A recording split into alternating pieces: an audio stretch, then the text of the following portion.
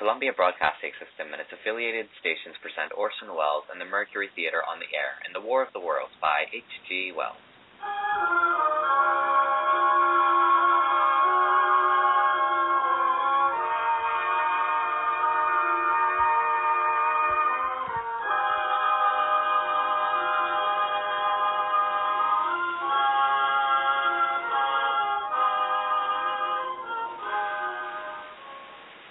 Ladies and gentlemen, the director of the Mercury Theatre and star of these broadcasts, Orson Welles. We know now that in the early years of the 20th century, this world was being watched closely by intelligences greater than man's, and yet as mortal as his own. We know now that as human beings busied themselves about their various concerns, they were scrutinized and studied, perhaps almost as narrowly as a man with a microscope might scrutinize the transient creatures that swarm and multiply in a drop of water. With infinite complacence, people went to and fro over the earth about their little affairs, serene in the assurance of their dominion over this small, spinning fragment of solar driftwood which, by chance or design, man has inherited out of the dark mystery of time and space. Yet across an immense ethereal gulf, minds that are, to our minds as ours are to the beasts in the jungle, intellects vast, cool, and unsympathetic, regarded this earth with envious eyes and slowly and surely drew their plans against us. In the 39th year of the 20th century came the Great Disillusionment. It was near the end of October. Business was better. The war scare was over. More men were back at work. Sales were picking up.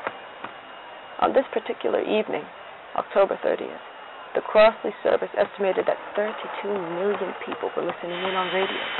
Not much change in temperature. A slight atmospheric disturbance of undetermined origin is reported over Nova Scotia, causing a low-pressure area to move down rather rapidly over the northeastern states, bringing a forecast of rain, accompanied by winds of light gale force. Maximum temperature 66, minimum 48. This weather report comes to you from the Government Weather Bureau. We take you now to the Meridian Room in the Hotel Park Plaza in downtown New York, where you'll be entertained by the music of Ramon Raquello and his orchestra.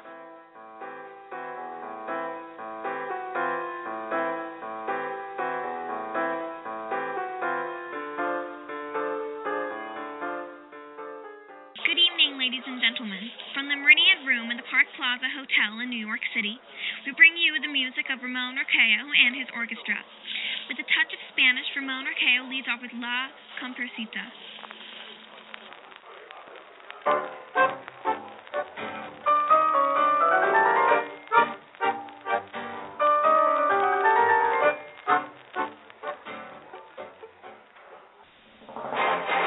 Ladies and gentlemen, we interrupt your program of dance music to bring you a special bulletin from the Intercontinental Radio News. At 20 minutes before 8 Central Time, Professor Farrell of the Mount Jennings Observatory in Chicago, Illinois, reports observing several explosions of incandescent gas occurring at regular intervals on the planet Mars. The spectroscope indicates the gas to be hydrogen and moving towards the Earth with enormous velocity. Professor Pearson of the observatory at Princeton confirms Farrell's observation and describes the phenomenon as, quote, like a jet blue flame shot from a gun, unquote. We now return you to the music of Ramon Raquello playing for you in the Meridian Room at the Park Plaza Hotel, situated in downtown New York.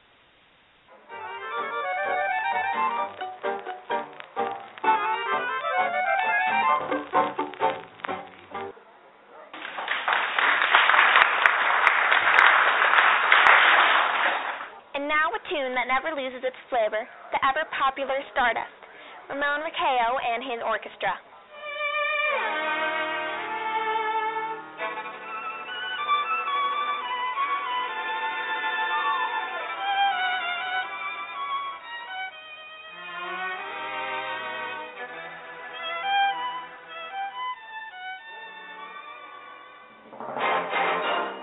Ladies and gentlemen, following on the news given in your bulletin a moment ago, the Government Meteorological Bureau has requested the large observatories of the country to keep an astronomical watch on any further disturbances occurring on the planet Mars.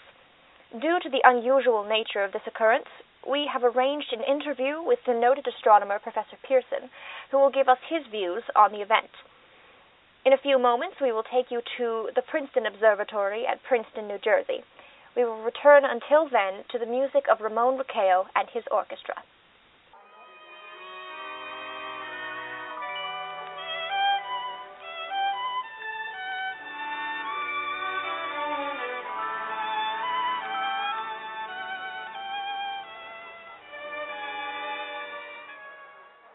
We are now ready to take you to Princeton Observatory at Princeton, where Carol Phillips, our commentator, will interview Professor Richard Pearson, the famous astronomer.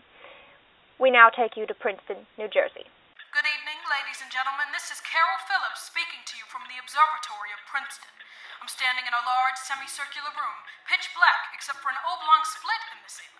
Through this opening, I can see a sprinkling of stars that cast kind of a frosty glow over the intricate mechanism of the huge telescope. The ticking sound you hear is the vibration of the clockwork.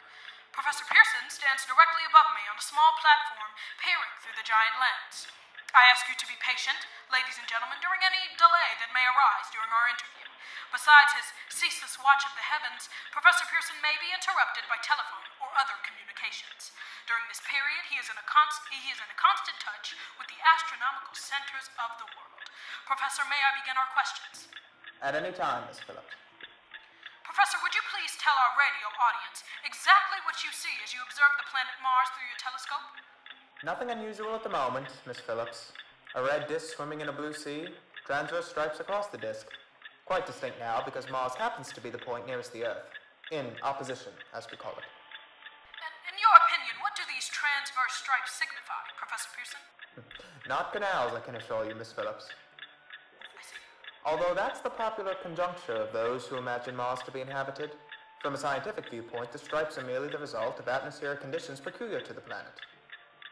Then you're quite convinced as a scientist that living intelligence as we know it does not exist on Mars? I'd say the chances against it are 1,000 to 1. And yet how do you account for these gas eruptions occurring on the surface of the planet at regular intervals? Miss Phillips, I cannot account for it. By the way, Professor, for the benefit of our listeners, how far is Mars from the Earth? Approximately 40 million miles. Well, that seems a safe enough distance. Thank you. Just a moment, ladies and gentlemen. Someone has just handed Professor Pearson a message.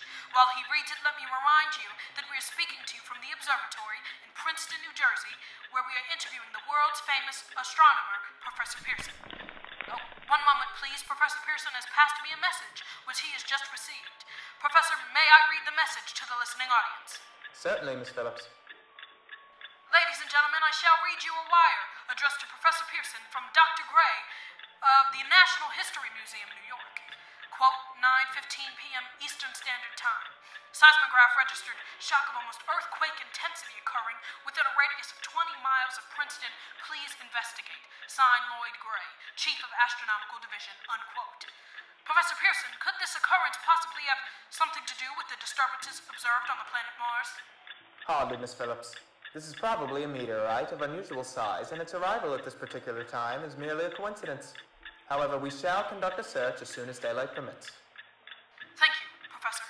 Ladies and gentlemen, for the past 10 minutes, we've been speaking to you from the observatory at Princeton, bringing you a special interview with Professor Pearson, noted astronomer. This is Carol Phillips speaking. We are returning you now to our New York studio.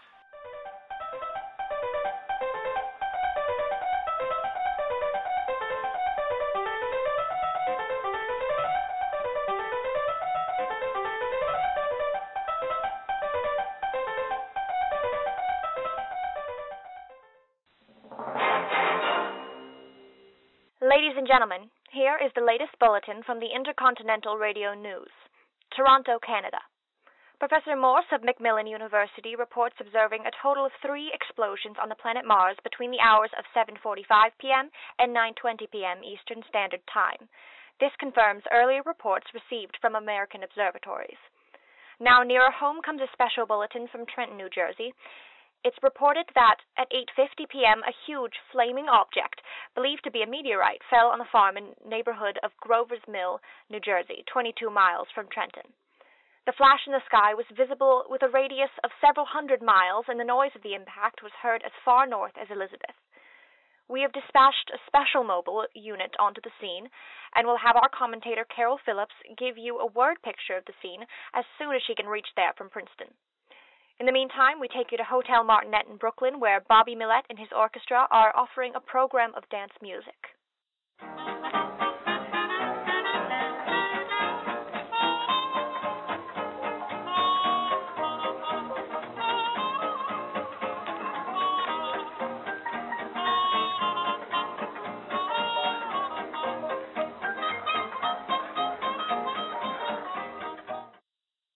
We take you now to Grover's Mill, New Jersey. Ladies and gentlemen, this is Carol Phillips again out of the Wilmouth Farm, Grover's Mill, New Jersey. Professor Pearson and myself may be 11 miles from Princeton in 10 minutes. Well, I hardly know where to begin to paint for you a word picture of the strange scene before my eyes, like something out of a modern Arabian Nights. Well, I just got here. I haven't had a chance to look around yet. I guess that's it. I guess that's the thing directly in front of me, half buried in a vast pit. I must have struck with terrific force. The ground is covered in splinters of a tree and must have struck on its way down. What I can see of the object itself doesn't look very much like a meteor, at least not the meteors I've seen. It looks more like a huge cylinder. It has a diameter of... What would you say, Professor Pearson? What's that? What would you say? What is the diameter of this? About 30 yards. About 30 yards. The metal on the sheath as well. I've never seen anything like it. The color is sort of a yellowish white. Curious spectators are now pressing close to the object in spite of the efforts of the police to keep them back. They're getting in front of my line of vision. Would you please move to one side, please? One side there. One side. While the policemen are pushing the crowd back, here is Miss Wilmot, owner of the farm here. She may have some interesting facts to add. Miss Wilmot, would you please tell the radio audience as much as you remember of this rather unusual visitor that dropped in your backyard? Step closer, please. Ladies and gentlemen, this is Miss Wilmot.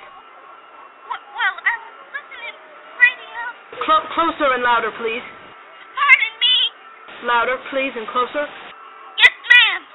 I was listening to the radio and kind of drowsing, but that professor fellow was talking about Mars, so I was half dozing and half... Yes, Miss Wilmot, and then what happened? Well, as I was saying, I was listening to the radio, kind of halfway. Yes, Miss Wilmot, and then you saw something. Not first off. I heard something. And what did you hear? A hissing sound, like this. Kind of like a 4th of July rocket. Yes, and then what? I turned my head out the window, and I could have swore I was asleep and dreaming. Yes? I seen that kind of greenish streak, and then bingo! Something happened. Something smacked the ground. Knocked me clear out of my chair. Well, were you frightened, Miss Wilmot? Well, I ain't quite sure. I reckon I was kind of riled. Thank you, Miss Wilmot. Thank you very much. Want me to tell you some more? No, that's quite all right. That's plenty. Ladies and gentlemen, you've just heard Miss Wilmot, owner of the farm where this thing has fallen. I wish I could convey the atmosphere, the background of this fantastic scene. Hundreds of cars are parked in a field in back of us, and police are trying to rope off the roadway leading into the farm, but it's no use. They're breaking right through. Cars' headlights throw an enormous spotlight on the pit where the object's half buried. Now, some of the more daring souls are now venturing near the edge. Their silhouettes stand out against the metal sheet. One man wants to touch the thing. He's having an argument with a policeman. The policeman wins.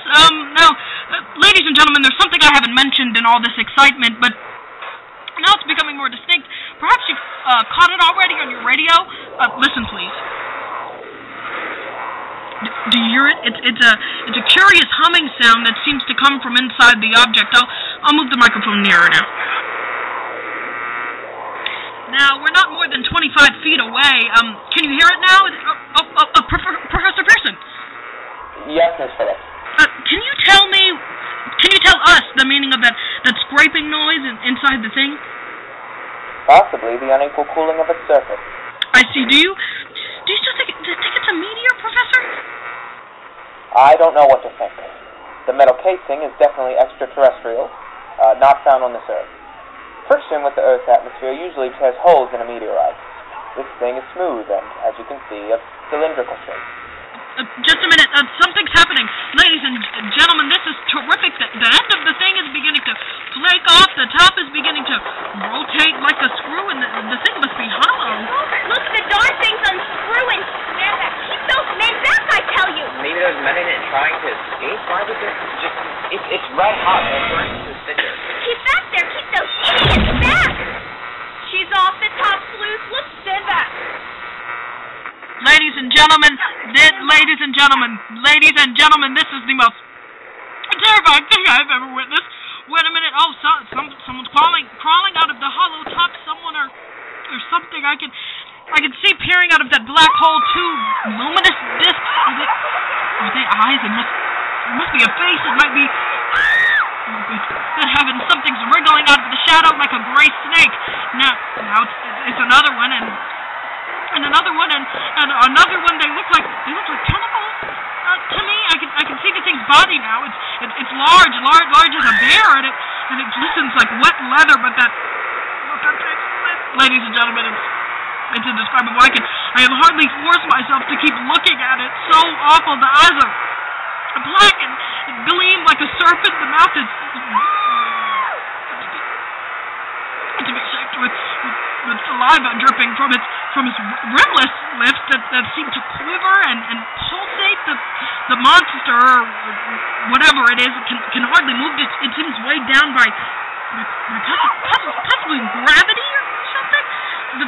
The thing's rising up now, and the crowd falls back now. They've seen plenty. This is the most extraordinary experience, ladies and gentlemen. I can't find words. I'll pull this microphone with me as I talk. I'll have to stop the description until I can take a new position. Hold on, will you? Please, I'll be right back in a minute.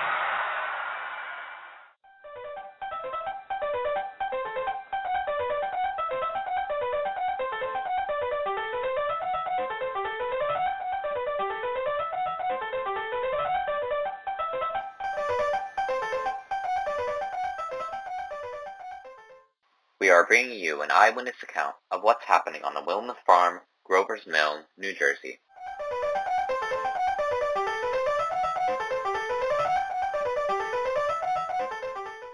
We now return you to Carol Phillips at Grover's Mill.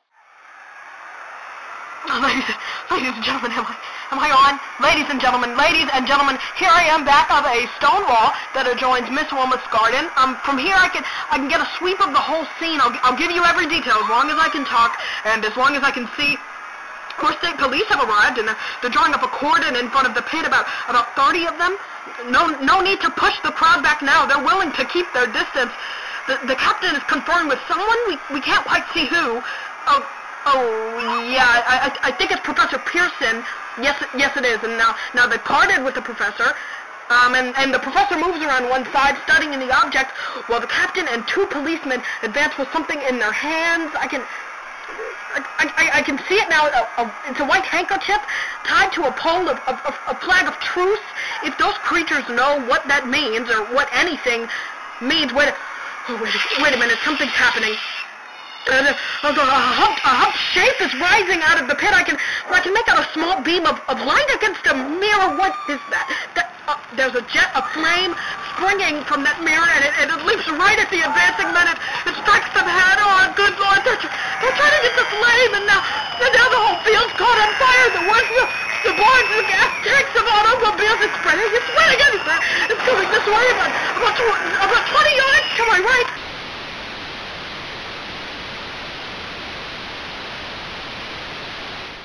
Gentlemen, due to circumstances beyond our control, we are unable to continue the broadcast from Grover's Mill.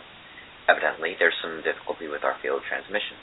However, we will return you to that point at the earliest opportunity. In the meantime, we have a late bulletin from San Diego, California.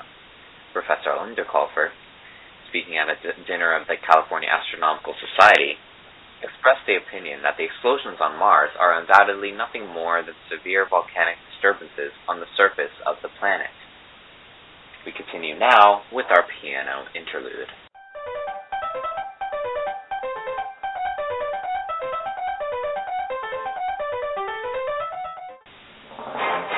Ladies and gentlemen, I have just been handed a message that came in from Grover's Mill by telephone. Just one moment, please. At least 40 people, including 6 state troopers, lie dead in the field east of the village of Grover's Mill.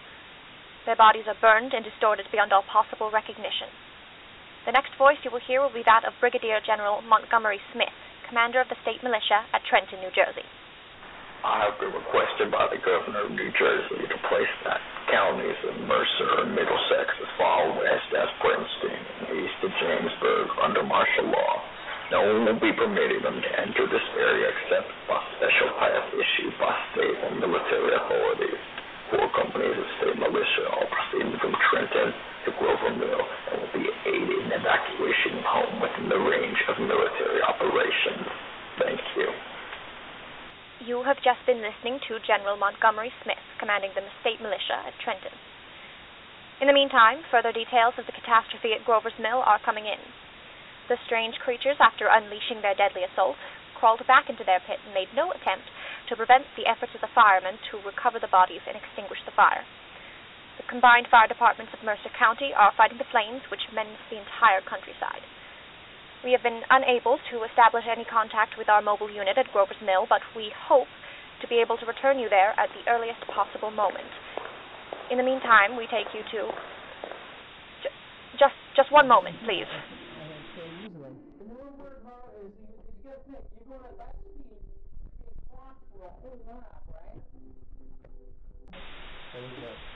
Ladies and gentlemen, I have just been informed that we have finally established connection with an eyewitness of the tragedy.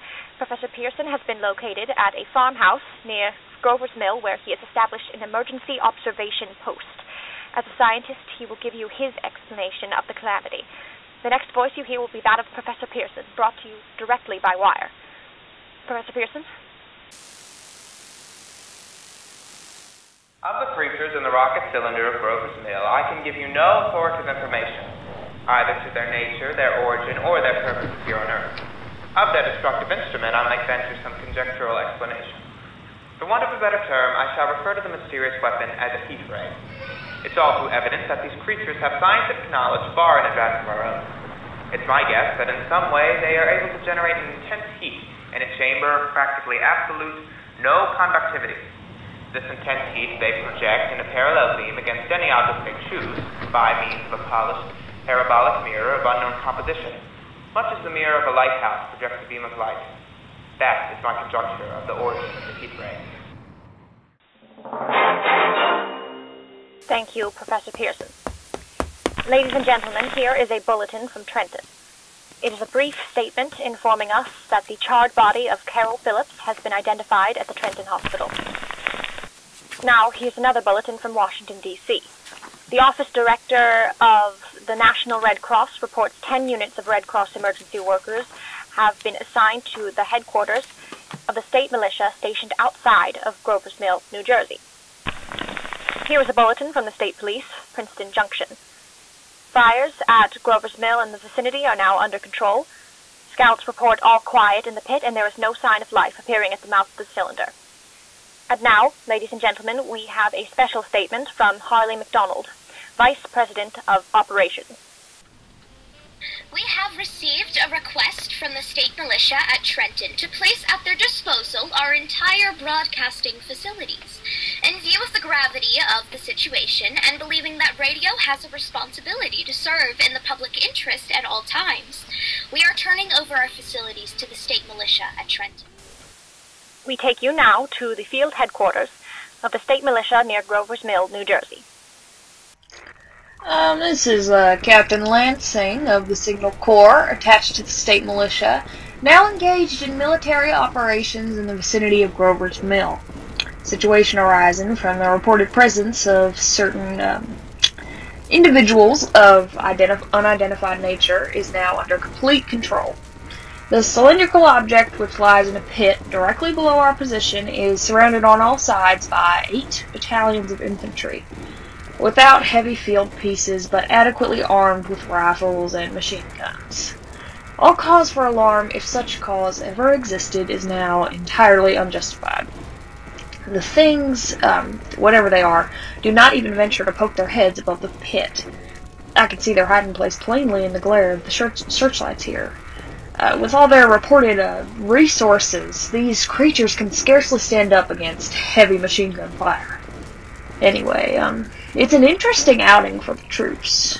I can make out their khaki uniforms crossing back and forth in front of the lights. It almost looks like a real war.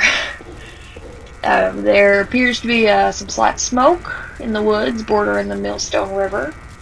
Probably fire started by campers. Well, we ought to see some action soon. One of the companies is deploying on the left flank. A quick thrust and it'll all be over. Now wait a minute. I see something on top of the cylinder. Now, it's nothing but a shadow. Well, now the troops are on the edge of the Wilmot Farms. 7,000 armed men closing in on an old metal tube. A tub, rather. Wait, that wasn't a shadow. It's something moving. Solid metal, kind of like a shield rising up out of the cylinder. It's going higher and higher. Why, it's standing on its legs, actually rearing up on some kind of metal framework. Now it's reaching above the trees, and the searchlights are on it. Hold on. Ladies and gentlemen, I have a grave announcement to make. Incredible as it may seem, both the observations of science and the evidence of our eyes lead to the inescapable assumption that these strange beings who landed in the Jersey farmlands tonight are the vanguard of an invading army from the planet Mars. The battle which took place tonight at Grover's Mill has ended in one of the most startling defeats ever suffered by an army in modern times. 7,000 men armed with rifles and machine guns pitted against a single fighting machine of the invaders from Mars. 120 known survivors. The rest strewn over the battle area from Grover's Mill to Plainsboro, crushed and trampled to death under the mental feet of the monster, or burned to cinders by its heat ray. The monster is now in control of the middle section of New Jersey and has effectively cut the state through its center. Communication lines are down from Pennsylvania to the Atlantic Ocean. Railroad tracks are torn, and service from New York to Philadelphia discontinued, except routing some of the trains through Allentown and Phoenixville. Highways to the north, south, and west are clogged with frantic human traffic. Police and army reserves are unable to control the mad flight. By morning, the fugitives will have swelled Philadelphia, Camden, and Trenton, it is estimated, to twice their normal population. Martial law prevails throughout New Jersey and eastern Pennsylvania. At this time, we take you to Washington for a special broadcast on the national emergency. The Secretary of the Interior. Citizens of the nation, I shall try not to conceal the gravity of the situation that confronts the country, nor the concern of your government in protecting the lives and property of its people. However, I wish to impress upon you, private citizens and public officials, all of you, the urgent need of calm and resourceful action. Fortunately, this formidable enemy is still confined to a comparatively small area, and we may place our faith in the military forces to keep them there. In the meantime, placing our faith in God, we must continue the performance of our duties, each and every one of us, so that we may confront this destructive adversary with a nation united, courageous, and consecrated to the preservation of human supremacy on this earth. I thank you. You have just heard the Secretary of the Interior speaking from Washington. Bulletins too numerous to read are piling up in the studio here. We are informed the central portion of New Jersey is blacked out from radio communication due to the effect of the heat ray upon power lines and electrical equipment. Here is a special bulletin, New York. Cables have been received from English, French, and German scientific bodies offering assistance. Astronomers report continued gas outbursts at regular intervals on the planet Mars. The majority voiced the opinion that the enemy will be reinforced by additional rocket machines. There have been several attempts made to locate Professor Pearson of Princeton, who has observed Martians at close range. It is feared he was lost in the recent battle. Langham Field, Virginia. Scouting planes report 3 Martian machines visible above treetops, moving north towards Somerville with population fleeing ahead of them. The heat ray is not in use, although at advancing at express train speed, invaders pick their way carefully. They seem to be making a conscious effort to avoid destruction of cities and countryside. However, they stop to uproot power lines, bridges, and railroad tracks. Their apparent objective is to crush resistance, paralyze communication, and disorganize human society. Here is a bulletin from Basking Ridge, New Jersey. Coon hunters have stumbled on a second cylinder similar to the first embedded in the Great Swamp 20 miles south of Morristown. Army field pieces are proceeding from Newark to blow up second invading unit before cylinder can be opened and the fighting machine rigged. They are taking up a position in the foothills of Watchung Mountains. Another bulletin from Langham Field, Virginia. Scouting planes report enemy machines, now 3 in number, increasing speed northward, taking over houses and trees in their evident haste to form a conjunction with their allies south of Morristown. Machines also sighted by telephone operator east of Middlesex within 10 miles of Plainfield. Here's a bulletin from Winston Field, Long Island. A fleet of Army bombers carrying heavy explosives flying north in pursuit of the enemy. Scouting planes act as guides. They keep the speeding enemy in sight. Just a moment, please, ladies and gentlemen. We've run special wires to the artillery line in adjacent villages to give you direct reports to the zone of the advancing enemy. First, we take you to the battery of the 22nd Field Artillery, located in the Watchung Mountains. Range, 32 meters. 32 meters. Projection, 39 degrees.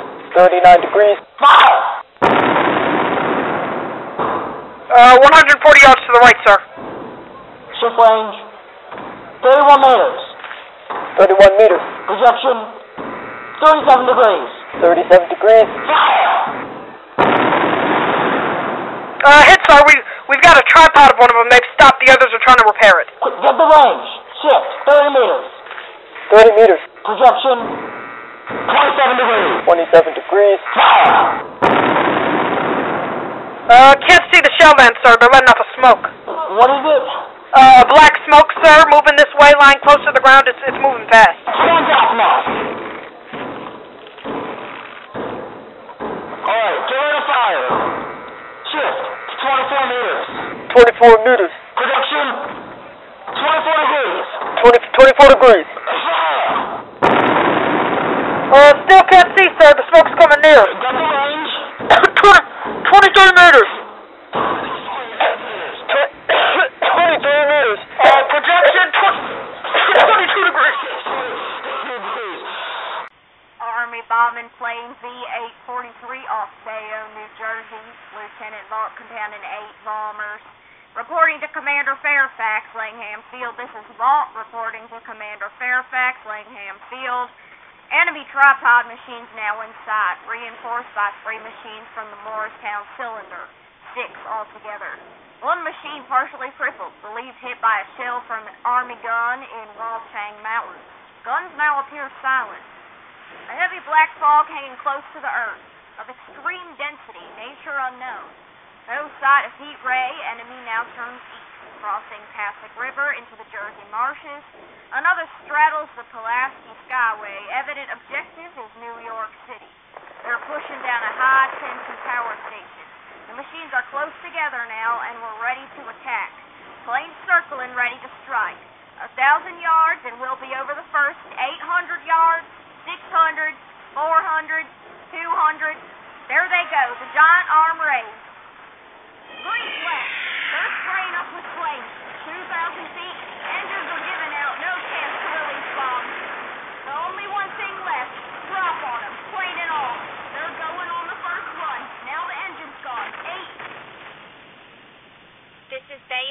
New Jersey, calling Langham Field. This is Bayonne, New Jersey, calling Langham Field. Come in, please. This is Langham Field. Go ahead. 8 Army bombers in engagement with enemy tripod machines over Jersey Flat. Engines incapacitated by heat ray or crashed. 1 enemy machine destroyed. Enemy now discharging heavy black smoke in the direction of... This is Newark, New Jersey. This is Newark, New Jersey. Warning.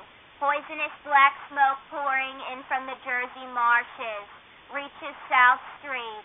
Gas masks useless. Urge population to move into open spaces. Automobiles use Route 7, 23, 24. Avoid congested areas. Smoke now spreading over Raymond Boulevard. 2X2L, calling CQ. 2X2L, calling CQ. 2X2L, calling 8X3R. Come in, please. This is 8X3R, coming back at 2X2L. How's reception? How's reception? Okay, please. Where are you, 8X3R? What's the matter? Where are you?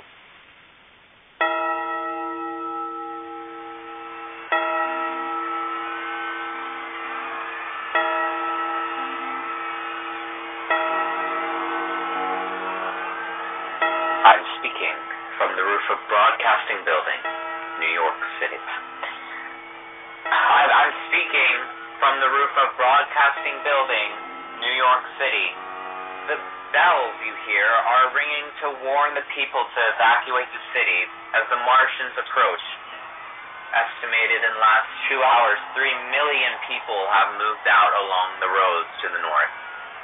Hutchison River Parkway still kept open for motor traffic. Avoid bridges to Long Island. Hopelessly jammed. All communication with Jersey Shore closed 10 minutes ago. No more defenses. Our army is wiped out. Artillery, Air Force, everything wiped out. This may be the last broadcast. We'll stay here to the end. People are holding service here below us in the cathedral. Now I look down the harbor. All manner of boats overloaded with fleeing population pooling out from docks. Streets are jammed. Noise and crowds like New Year's Eve in city. Wait a minute. The enemy is now sighted above the Palisades. Five great machines. First one is crossing the river. I can see it here, wading the Hudson like a man wading through a brook. Bulletin is handed to me.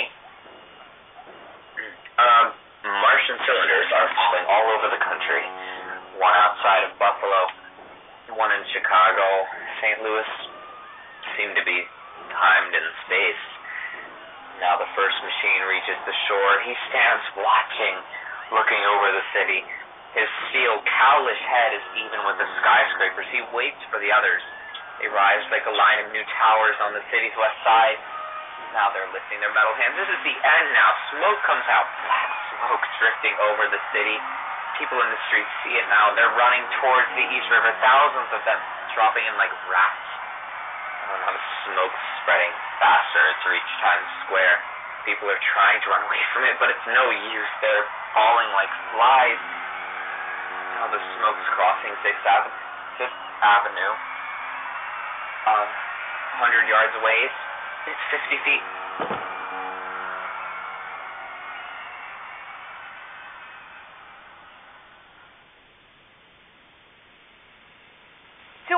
Calling CQ. 2X2L calling CQ. 2X2L calling CQ. New York. Isn't there anyone on the air? Isn't there anyone on the air? Isn't there anyone? It's 2X2L. You are listening to a CBS presentation of Orson Welles in the Mercury Theatre on the air in an original dramatization of War of the Worlds by H.G. Wells. The performance will continue after a brief intermission. This is the Columbia Broadcasting System.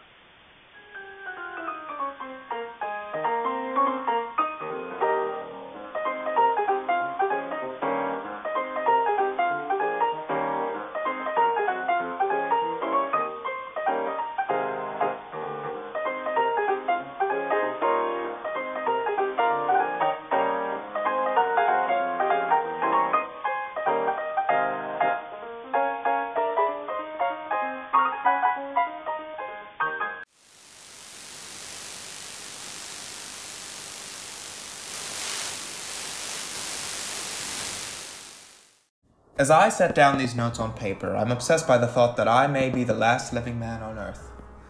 I've been hiding in this empty house near Grover's Mill, a small island of daylight cut off by the black smoke from the rest of the world. All that happened before the arrival of these monstrous creatures in the world now seems part of another life, a life that has no continuity with the present, furtive existence of the lonely derelict who pencils these words on the back of some astronomical notes bearing the signature of Richard Pearson. I look down at my blackened hands, my torn shoes, my tattered clothes, and I try to connect them with the professor who lives at Princeton and who on the night of October 30th glimpsed through his telescope an orange splash of light on a distant planet.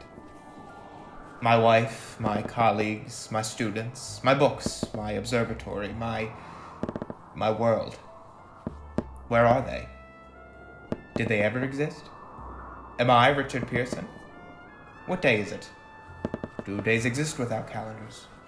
Does time pass when there are no human hands left to wind the clocks? In writing down my daily life, I tell myself I shall preserve human history between the dark covers of this little book, and that was meant to record the movements of the stars, but to write I must live, and to live I must eat. I find moldy bread in the kitchen, and an orange not too spoiled to swallow.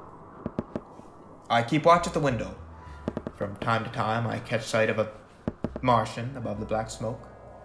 The smoke still holds the house in its black coil, but at length there is a hissing sound, and suddenly I see a Martian mounted on his machine, spraying the air with a jet of steam as if to dissipate the smoke. I watch in a corner as his huge metal leg nearly brushed against the house. Exhausted by terror, I fall asleep. It's morning. Morning. Sun streams in the window. The black cloud of gas is lifted, and the scorched meadows to the north look as though a black snowstorm has passed over them.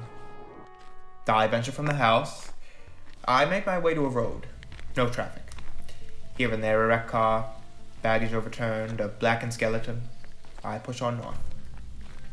For some reason I feel safer trailing these monsters than running away from them, and I keep a careful watch. I have seen the Martians feed. Should one of their machines appear over the top of the trees, I am ready to fling myself flat on the earth.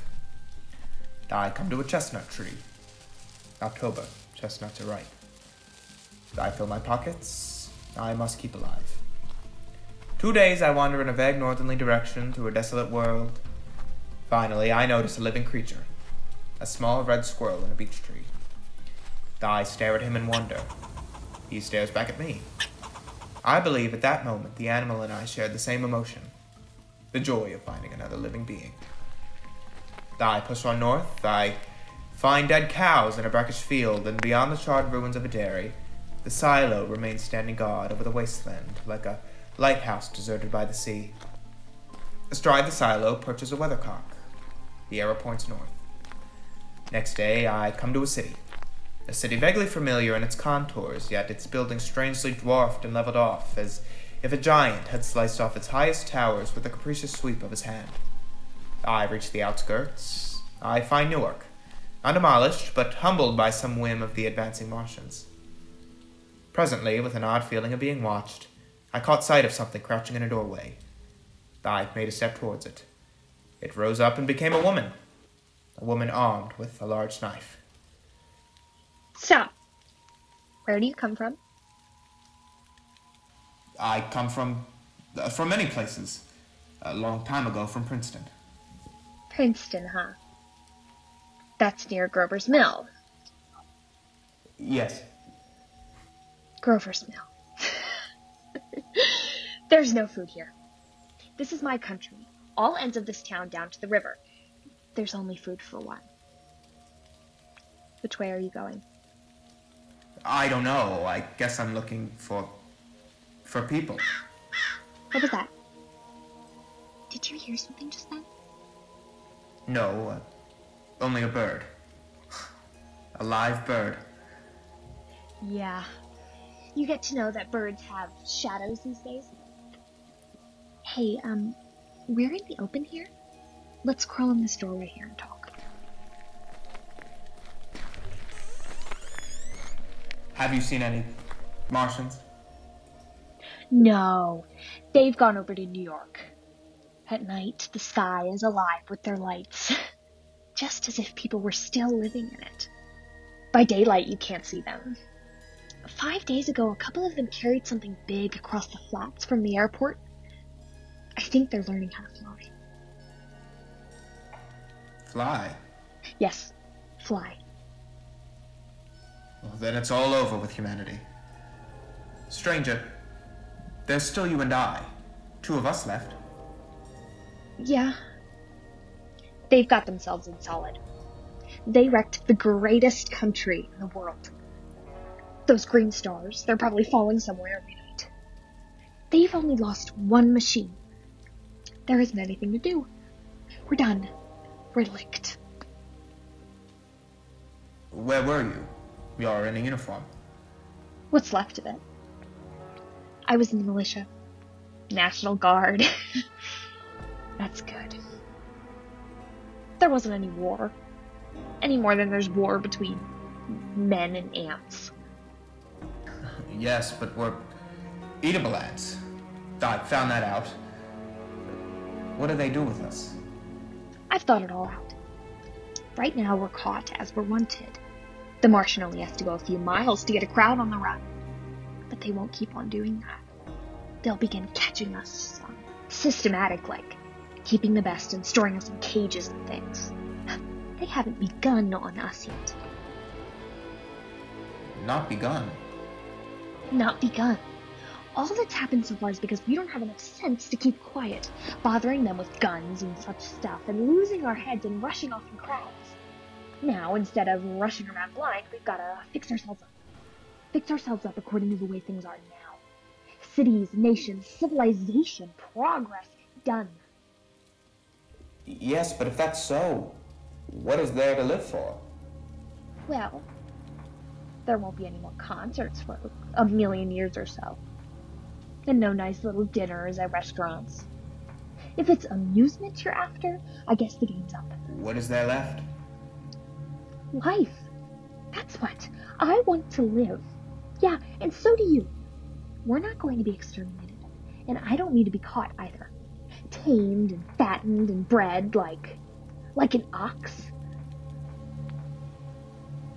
What are you going to do? I'm going on. Right under their feet. I've got a plan.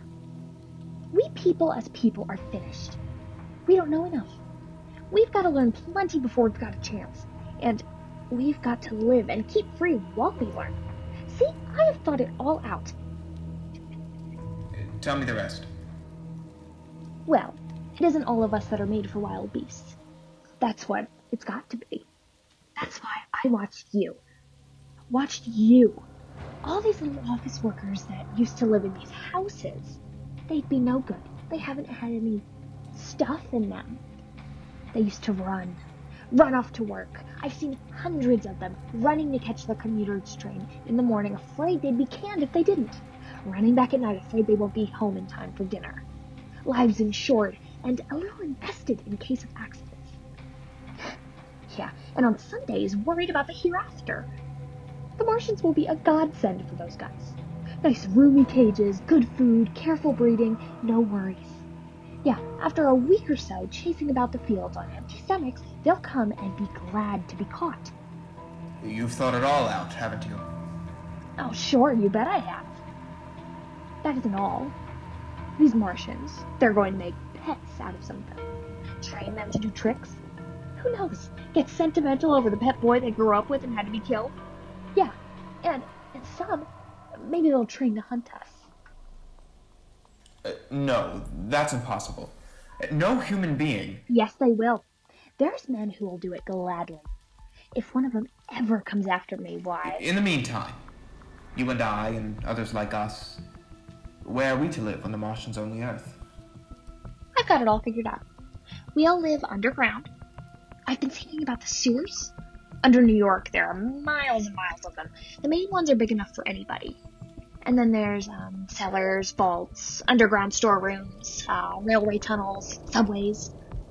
You begin to see. Huh. We'll get a bunch of strong men together. No weak ones. That rubbish out. As you meant me to go. Well, I gave you a chance, didn't I? We won't quarrel about that. Go on. Well, we've got to make a safe place for us to stay in, right? Get all the books we can, science books. That's where men like you come in, see? We'll raid the museums, we'll even spy on the Martians. There may not be so much we have to learn before. Listen, just imagine this. 4 or 5 of their own fighting machines suddenly start off, heat rays right and left, and not a Martian in them. Not a Martian in them, see? But men. Men who have learned the way how. It may even be in our time.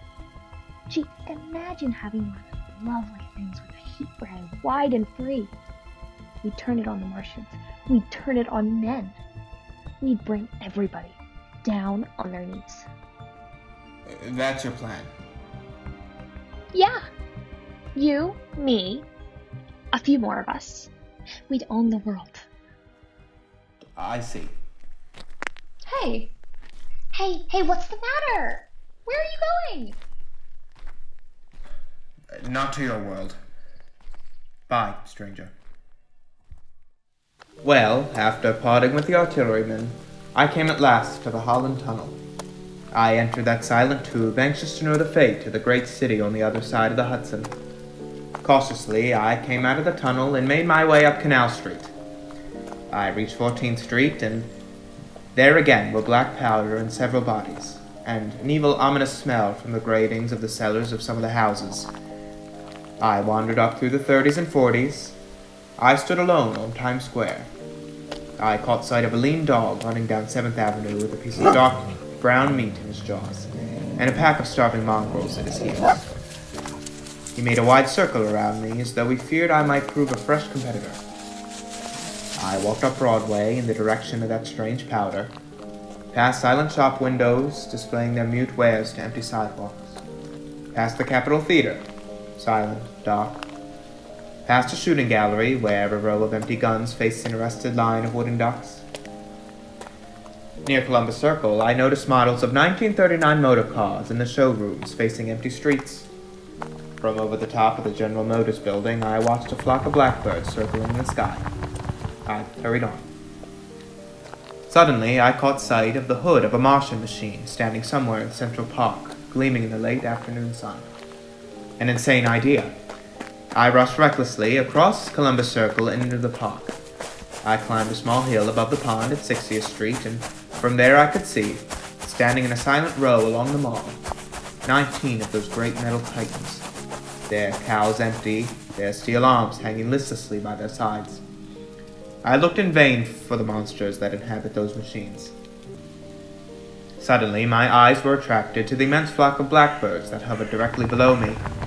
They circled to the ground, and there before my eyes, stark and silent, lay the Martians, with the hungry birds pecking and tearing brown shreds of flesh from their dead bodies. Later, when their bodies were examined in laboratories, it was found that they were killed by the putrefactive and diseased bacteria against which their systems were unprepared. Slain, after all man's defenses had failed, by the humblest thing that God in his wisdom has put upon the earth. Before the cylinder fell, there was a general persuasion that through all the deep of space, no life existed beyond the petty surface of our minute sphere.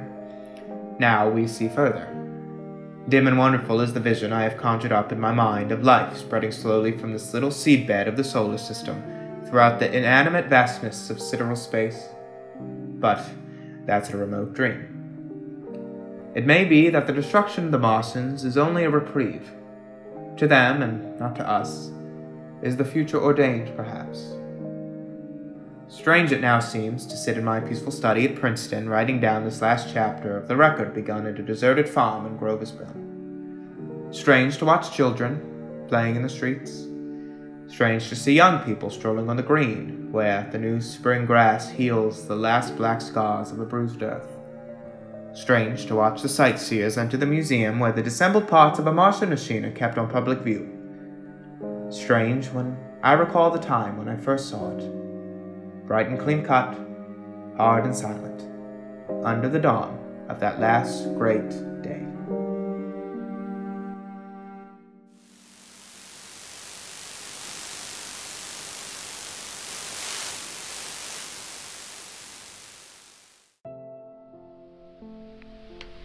This is Orson Welles, ladies and gentlemen, out of character to assure you that The War of the Worlds has no further significance than as the holiday offering it was intended to be. The Mercury Theatre's own radio version of dressing up in a sheet and jumping out of a bush and saying boo. Starting now, we couldn't soap all your windows and steal all your garden gates by tomorrow night, so we did the best next thing. We annihilated the world before your very ears and utterly destroyed the CBS. You will be relieved, I hope, to learn that we didn't mean it, and that both institutions are still open for business. So goodbye, everybody, and remember, please, for the next day or so, the terrible lesson you learned tonight. That grinning, glowing, globular invader of your living room is an inhabitant of the pumpkin patch, and if your doorbell rings and nobody's there, there was no Martian. It's Halloween.